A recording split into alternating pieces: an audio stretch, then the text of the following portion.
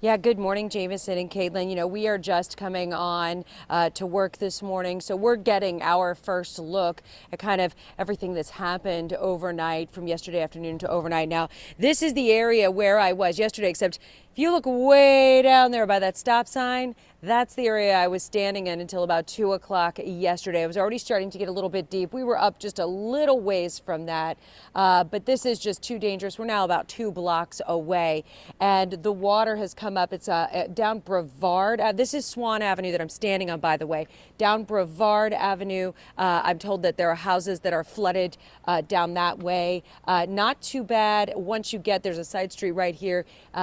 Didn't really seem to go down those side streets, but I want to show you all the debris.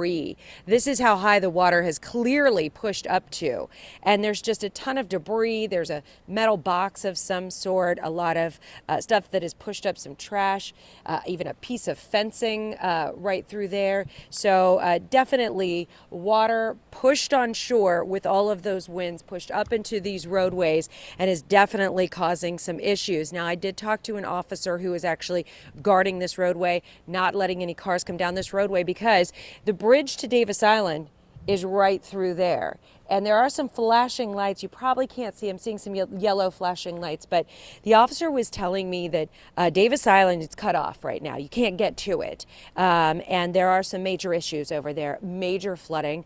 We've heard that there's a house fire over there. We are also getting word that there is water in the parking garage of TGH.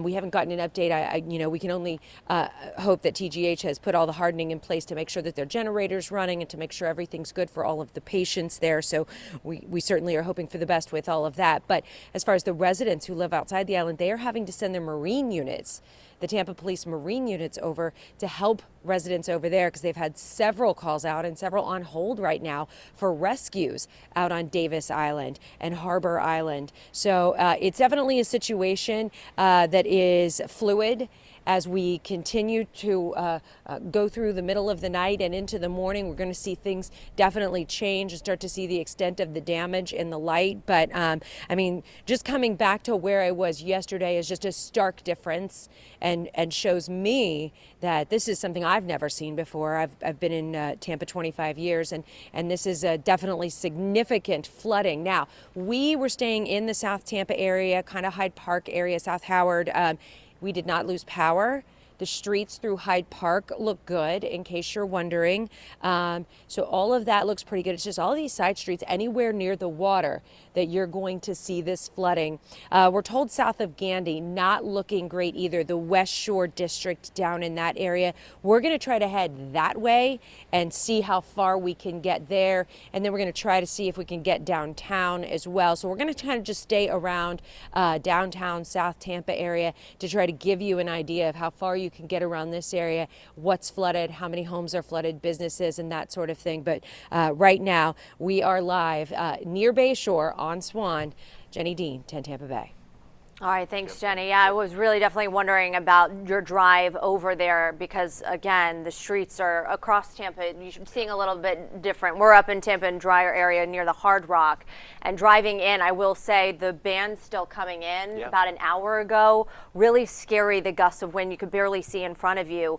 Is it seem that it's not raining at all? I mean, not raining right now by you, but has that really calmed down? When's the last time you saw rain there?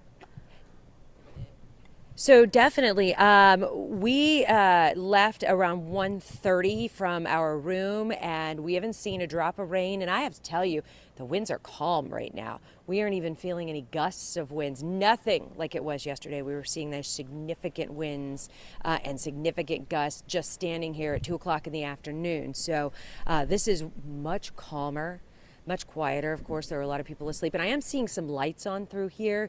So, I mean, there might be sporadic power outages along Bayshore where it's flooded, but right now, this area seems to be okay with electricity.